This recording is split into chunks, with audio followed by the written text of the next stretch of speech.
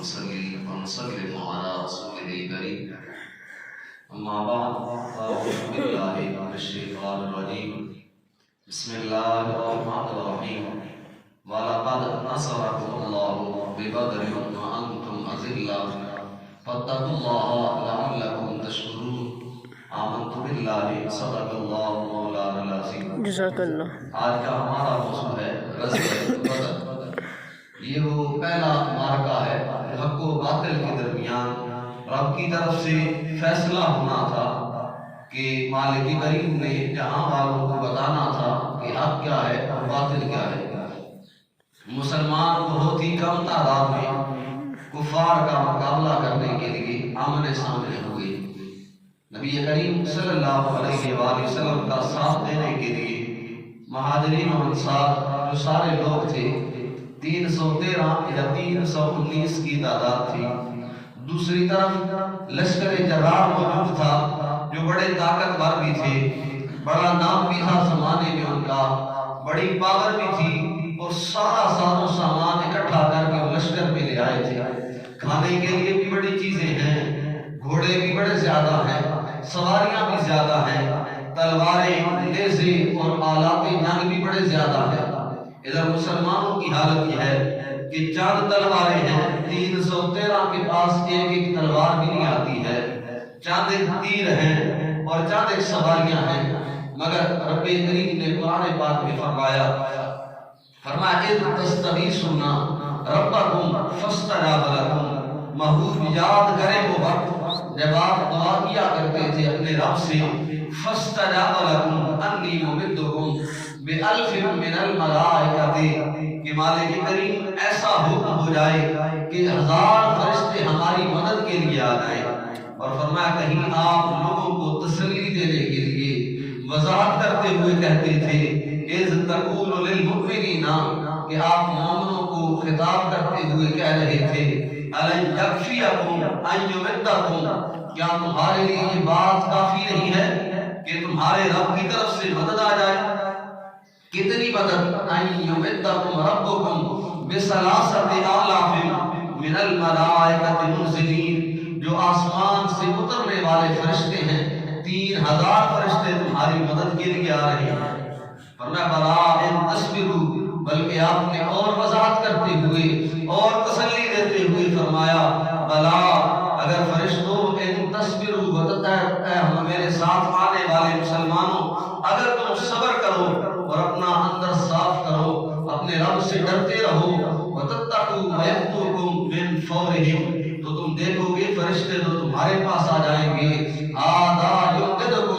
ربکم بخمسۃ آلاف من الملائکۃ مصوبین، کہ اللہ کریم 5000 فرشتوں سے تمہاری مدد کرنے والا ہے۔ مالک نے فرمایا وما جعلہ اللہ الا بشریٰ لکم، یہ کچھ بھی نہیں تھا رب کی طرف سے، 5000 فرشتے آئے، یہ کچھ بھی نہیں تھا الا بشریٰ لکم، لیکن صرف مومنوں کے لیے بشارت تھی کہ تم حق پر ہو۔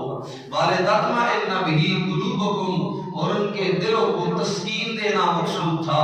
تاکہ ان کے دل سکون سے ہو جائے۔ ہم تعداد میں چاہے تھوڑے ہیں، ہم پاور میں چاہے تھوڑے ہیں، لیکن ہیں ہم حق پہ کھڑے ہوئے۔ فرمایا وَمَا النَّصْرُ إِلَّا مِنْ عِنْدِ اللَّهِ، رب نے فرمایا مدد کرنے والا کون ہے؟ رب کے سوا کوئی مدد نہیں کرتا ہے۔ اور غالب کون ہوتا ہے؟ إِلَّا مِنْ عِنْدِ اللَّهِ الْعَزِيزِ الْحَكِيمِ، مالک نے فرمایا ہمیشہ غالب آنے والی ذات رب کی ذات ہوا کرتی ہے۔ اور کہیں رب کریم نے فرمایا اذ یوحی ربک الی الملائکۃ انی معکم، مالک کریم نے فرمایا فرشتوں جاؤ، چلے جاؤ، وحی لے کر جاؤ، اور وہ جو مومن ہے نا فثبتوا الذین آمنوا، ان کے ایمان کو قائم رکھتے ہوئے کہہ دو کہ مالک تمہارے ساتھ ہے۔ سألقی فی قلوب الذین کفروا الرعب، میں ان فرشتوں جا کے ان مسلمانوں کو خبر دے دو کہ تمہاری طرف سے تمہارا مالک کفار کے دل میں روب اور دبدبا ڈال دے گا، ڈر ڈال دے گا۔ وہاں کافر تمہیں دیکھتا جائے گا، وہ دیکھتے دیکھتے ہی تمہیں ڈر جائے گا۔ اور میں سألقی فی قلوب الذین کفروا الرعب، جنہوں نے کفر کیا ہے مالک ان کے دلوں میں تمہارا روب ڈال دے گا۔ فاضربوا فوق الاعناق، تمہارے لیے مالک نے فرمایا حکم یہ ہے کہ ہاں کافر کو دیکھو اس کی گردن تن سے جدا کر دو، وَاضْرِبُوا مِنْهُمْ كُلَّ بَنَانٍ، فرمایا صرف گردن پہ نہیں مارنا ہے، اس کی ہر جوڑ پہ مارتے رہو، اس کی ہر جوڑ کو تن سے علیحدہ کرتے رہو۔ ذَلِكَ بِأَنَّهُمْ شَاقُّوا اللَّهَ وَرَسُولَهُ وَمَن يُشَاقِقِ اللَّهَ وَرَسُولَهُ فَإِنَّ اللَّهَ شَدِيدُ الْعِقَابِ۔ مالک نے فرمایا جو ہمارے محبوب کا مقابلہ کرنے کے لیے آتا ہے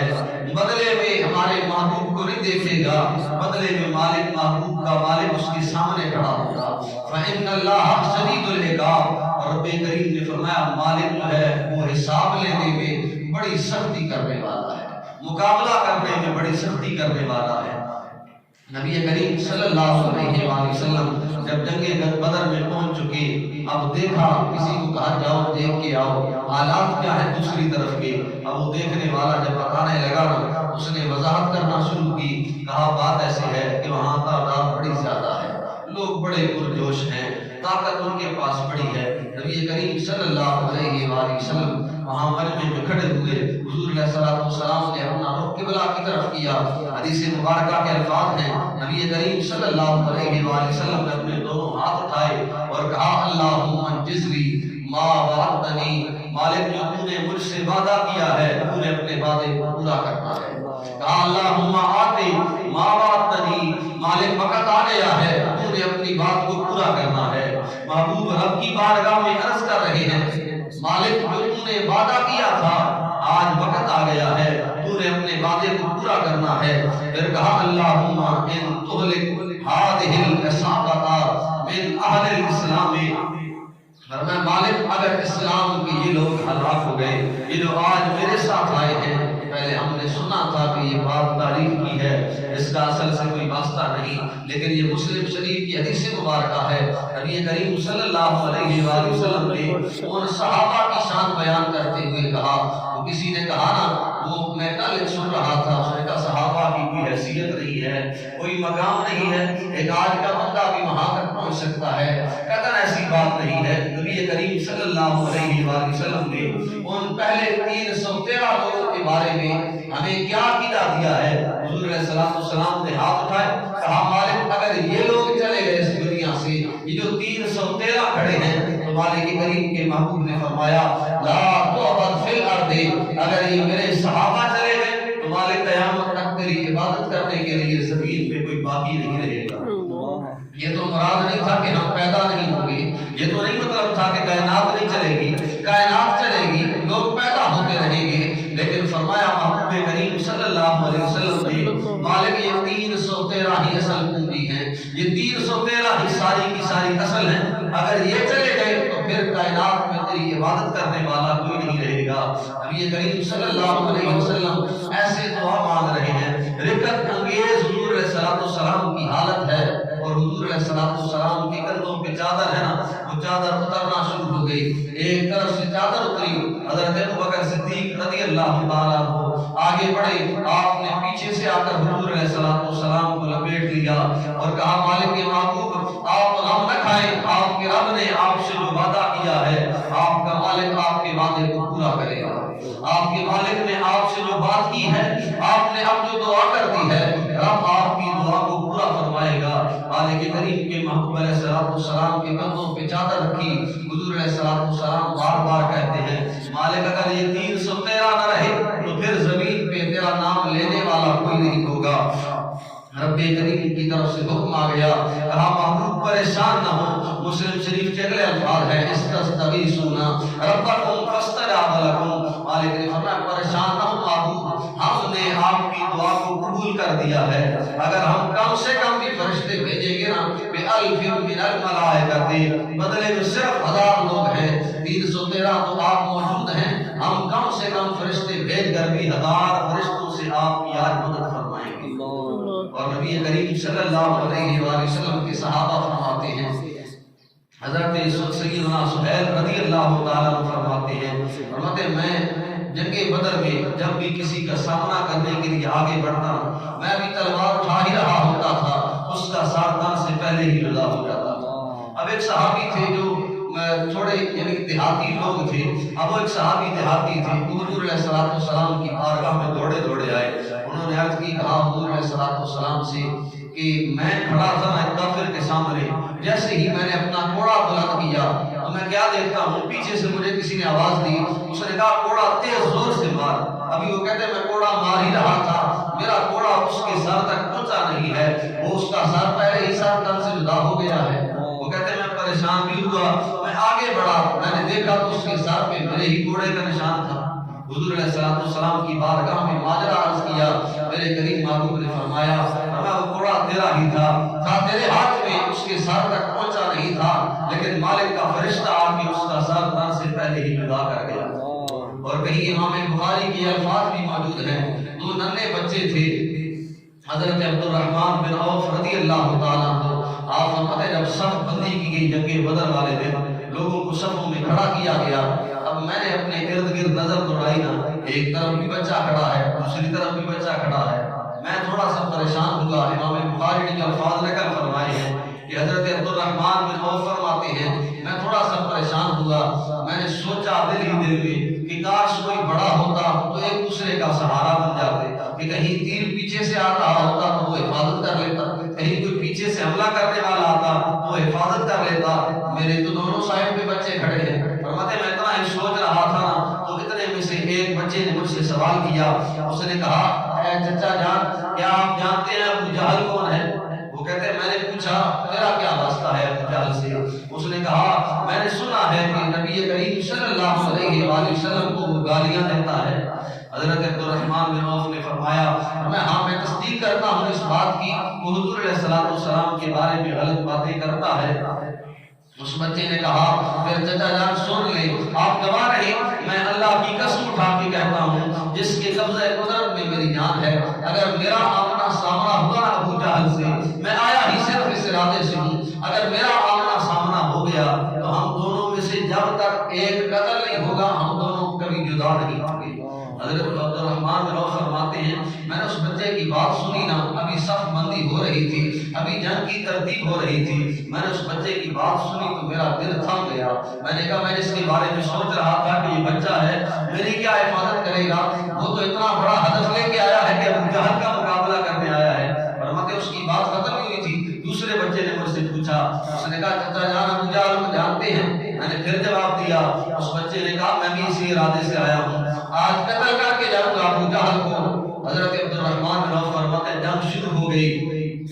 میری نظر پڑی ابو جہل پہ، لوگوں کے درمیان تھا، میں نے دونوں بچوں کو اشارہ کیا، میں نے کہا وہ کھڑا ہے ابو جہل۔ حضرت عبد الرحمن بن عوف فرماتے ہیں دیکھنے کی دیر تھی کہ وہ دونوں جھپٹے ابو جہل پہ، میں دیکھتا رہ گیا، اور دونوں نے ابو جہل پہ ایسے وار کیے کہ اسے باصر جہنم کر دیا، اور دوڑے اپنی تلواریں دونوں خون زدہ لے کر حضور علیہ السلام کی بارگاہ میں پہنچے۔ نبی کریم صلی اللہ علیہ وسلم منتظر تھے ان دونوں کی۔ حضور نے سوال کیا ایکما قتلہ،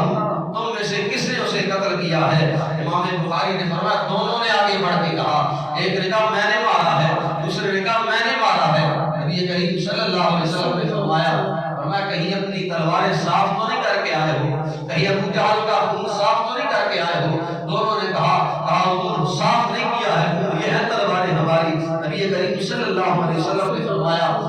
دیکھی تلواریں، فرمایا کہ لا قتلہ، تم دونوں نے ہی ابو جہل کو قتل کیا ہے۔ یہ وہ جذبہ تھا، جذبہ ایمانی، نبی کریم صلی اللہ علیہ وآلہ وسلم کی دعاؤں کے صدقے سے، حضور علیہ السلام کی تسلی دینے کے صدقے سے ان بچوں میں بھی پیدا ہو گیا تھا جو ایمان افروز ہو گئے تھے۔ آج ہمارا دل ایمان کی روشنی سے منور ہونے کے باوجود بھی اس میں کہیں نہ کہیں ایک چھوٹی سی چنگاری صرف موجود ہے اور کچھ بھی نہیں ہے، نہ ہمارا کوئی زور لگا ہے، نہ ہماری کوئی محنت بھی ہے، ہم بن مانگے بن محنت کیے مسلمانوں کے گھر میں پیدا ہوئے ہیں، اور نہ ہی کوئی ہم محنت کرتے ہیں اور نہ ہی آگے بڑھنے کی کوشش کرتے ہیں۔ اگر تھوڑا سا بھی کام آ جائے دین کی خاطر تو ہم سوچنے لگ پڑتے ہیں کہ کیا میرے پاس وقت ہے یا نہیں۔ ہم ساری زندگی بے شک ویلے ہو، کوئی کام نہ ہو، سارا ٹائم ہمارے پاس موجود ہو، ہم ہر کسی کو دینے کے لیے تیار ہیں۔ اگر ہمارے پاس ٹائم نہیں ہے تو صرف دین کی خاطر ٹائم نہیں ہے۔ رب کریم نے کہیں جنگ بدر کی وضاحت کرتے ہوئے ایک آیت میں سارے کا سارا ماجرا سامنے رکھ دیا۔ مالک کریم نے فرمایا قد کان لکم فئۃ لقد کان لکم آیۃ، تمہارے پاس ایسی ایک نشانی موجود ہے، فی فئتین التقطا، کہ دو گروہ آمنے سامنے تھے، فئۃ تقاتل فی سبیل اللہ، ان میں سے ایک گروہ ایسا تھا جو صرف اور صرف رب کی رضا کی خاطر جنگ کرنے کے لیے آیا تھا، وفئۃ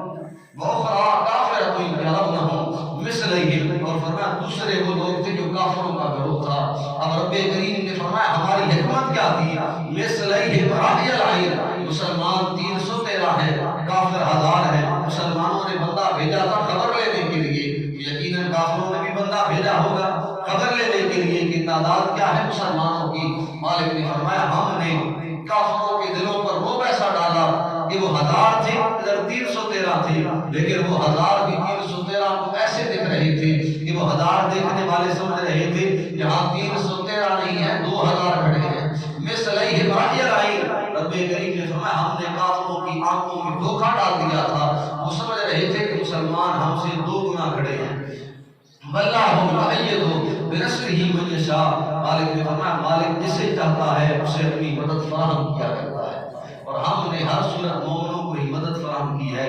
آج ہم زیادہ ہونے کے باوجود بھی فلسطین کی حالت آپ دیکھ رہے ہیں، آج بھی بیت المقدس میں رب کریم کے محبوب علیہ السلام پہ آنے والے جو امتی ہیں وہ رب کریم کی بارگاہ میں حاضری کے لیے آتے ہیں، اور کہیں اگر دل تھام لے تو کہیں ایسا بھی ہے کہ بچیوں کے ساتھ وہاں مسجد میں کیا کیا ہو رہا ہے۔ 2-3 دن پہلے کی بات ہے، حالات بڑے نازک ہیں، رمضان المبارک کا مہینہ ہے، اور وہی بیت المقدس جو کبھی کبھی مسلمانوں کی وہ ساری کی ساری قبلہ ادھر ہوا کرتا تھا، لوگ دیکھا ادھر کرتے تھے، نمازیں ادھر پڑھا کرتے تھے، لیکن دیکھیں تو صحیح آج وہاں مسلمانوں کی حالت کیا ہو رہی ہے۔ آج مسلمان کہیں 60 ممالک کی پہ حکومت کرنے کے باوجود بھی آواز اٹھانے کے لیے تیار نہیں ہے، اور وہ 313 تھے ساری کائنات سے لڑنے کے لیے تیار ہو گئے تھے۔ اقبال نے کہا تھا فضائے بدر پیدا کر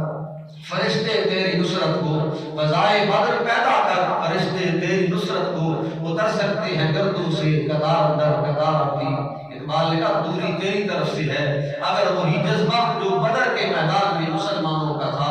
آج مومن کے دل میں پیدا ہو جائے، اقبال نے کہا وہاں سے کوئی دیری نہیں ہے۔ فرشتے اگر تب آئے تھے جنگ بدر میں، آج بھی فرشتے آنے کے لیے تیار ہیں، لیکن مومن آگے بڑھے تو صحیح، مومن بڑھنے کے لیے تیار ہی نہیں ہے، بس جذبہ ایمانی کی کمی ہے۔ جہاں تک وہاں تک ہم پہنچ نہیں سکتے ہیں، حکومت کا فیصلہ ہے، ملک پاکستان کے بڑے بڑے لوگوں کا یہ کام ہے کہ وہ لے کر جائیں یا خود جائیں، لیکن جہاں تک آپ کا اپنا تسلط ہے، اگر باہر نہیں بھی ہے کسی کوئی اور نہیں سنتا ہے، اپنے گھر تک تو آپ کی بات ہے کہ وہ شریعت نافذ کر سکتے ہیں، جو مسئلہ پتہ ہو اپنی اولاد کو بتا سکتے ہیں، حق اور باطل کے درمیان فیصلہ کر سکتے ہیں، آپ بتا سکتے ہیں سچ کیا ہے جھوٹ کیا ہے۔ ہمارا بچہ ہمارے سامنے چھوٹا ہونا، اگر اس کی زبان سے جو بھی الفاظ نکلتے ہیں وہ ہمیں بڑے پسند آتے ہیں، اور کبھی وہ گالیاں سیکھ لینا، وہ ہمارے سامنے کسی کو گالی بھی نکال رہا ہو اور ہم اسے شاباش دیتے ہیں، ہم ہنس پڑتے ہیں اس کی اس بات پہ۔ اگر وہ آپ کا ریئیکشن دیکھتا ہے، اسے نہیں پتا ہے کہ آپ یہ گالی کیا ہے یا اچھا یا برا کیا ہے، وہ دیکھتا ہے کہ مجھے سننے والے آگے سے ہنستے ہیں یا آگے سے غصہ ہوتے ہیں۔ اگر آپ ہنس پڑیں گے تو وہ سمجھے گا بات بڑی اچھی ہے، وہ ساری زندگی وہی کرتا رہے گا، اور اسی طرح ہم کرتے ہیں، پھر ہمارا بچہ ساری زندگی ایسے کرتا ہے۔ اللہ کریم کی بارگاہ میں دعا ہے، وقت مختصر ہے، باتیں بڑی زیادہ ہیں، مالک نے عمل کی توفیق عطا فرمائے۔ آخر دعوانا